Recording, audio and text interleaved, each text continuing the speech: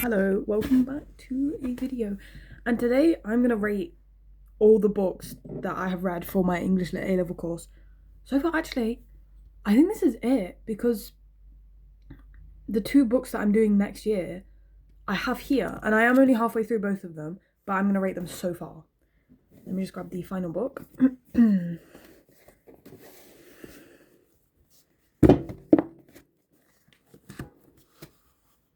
And here we have it. Okay, we're gonna start off with the first book. It is a play actually, but it's a book. Taming of the Shrew. This is the first book I actually annotated as well. I think I'm gonna give this like a 7.5 out of 10.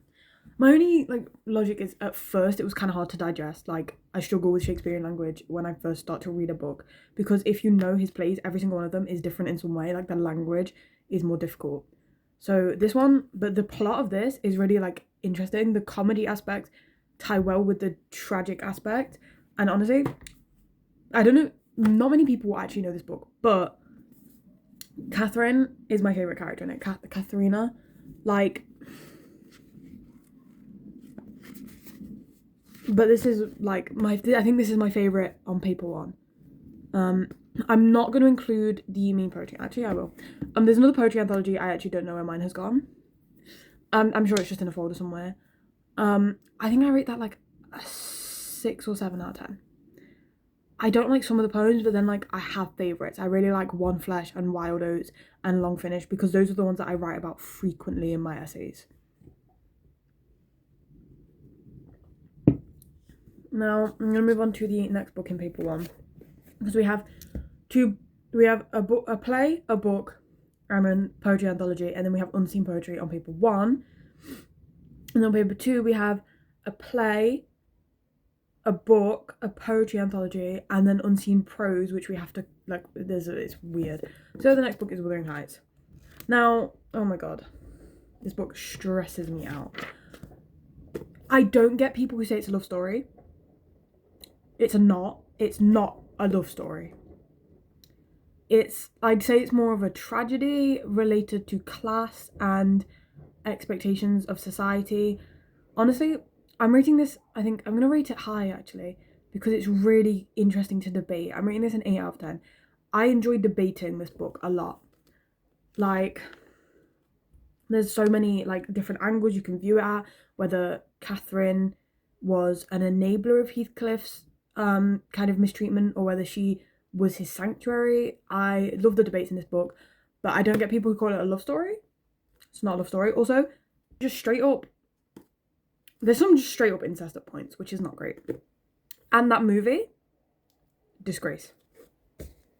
Now I'm going to do my coursework books before I go on to the paper 2 books because I've only read one fully. I'm doing Little Women and Pride and Prejudice for my coursework. I can't remember what my question is fully. It's on my laptop, but yeah. So Pride and Prejudice, oh my god, 9.5 out of 10. There's only one thing I change, and that is some of the language is a bit difficult to digest. Oh my god, this book is so good. I do recommend Austen. I have a lot of prettier copies too. I read this book and then got a whole collection of Austen's finished works. She's become one of my favourite classical authors now because of this book. And Little Women, I will always recommend this to every age of women and men. I think everyone should read this book to understand the importance of family values and just the strength, the bond of women. I think it's really important to understand the difference between familial and platonic relationships and just in general remove the stigma from as a feminist, as someone who's very much against traditional values like women must marry and cook and clean. This book, I think it explores how a woman can be married and still have her old life. And I think a lot of men need to understand that because their insecurities just get ridiculous. Now, I'm moving on to the paper 2 books.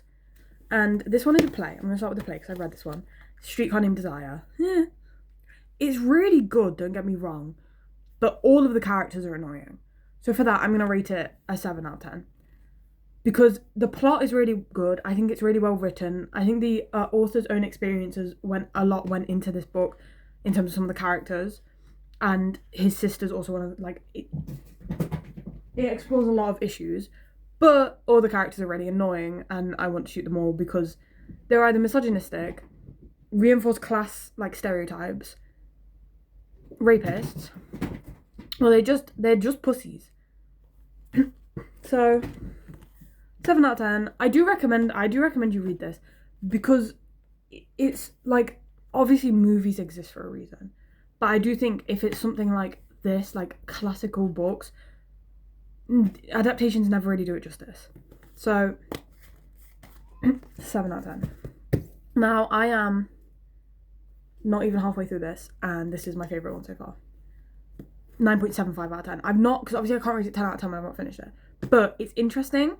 It actually explores issues around women. It shows how a lot of women in like who are suffering through oppression don't actually understand that they are. They think, because propaganda makes it seem like, oh, it's being done for you, I promise. And I think it's explored really well in this, and the dynamics between the characters really shows the societal structures of like the society in this book. So I think this is a book that everyone should read, because it really highlights some of the key issues that we face in today's world as well. And this one is another poetry anthology. This is Feminine Gospels by Carol Ann Duffy, and I've already started annotating it. A 22-page long poem in this, by the way. I've not even read that one yet, but this is actually my least favourite one so far. I'm giving this a 5 out of 10 because I've not finished it. I don't know, it's just a bit, like the poems are kind of surface level for me. Except for the one about the, like, it's kind of obvious what I need to say about it. I did really like the first poem, what's it called? The Long Queen. I really liked this one. But I feel like some of the other poems are a bit, like, I kind of read it first time and knew what she was trying to say. I like poetry that challenges me. I like poetry that I'm reading it 3 or 4 times and I have 3 or 4 ideas for what it could be saying, and I can debate those ideas with evidence. These ones are really straightforward for me. So I do prefer challenge. I mean, I think I'm going to get challenged with this one long-ass poem. But, you know. Thank you for watching. Don't forget to like and subscribe.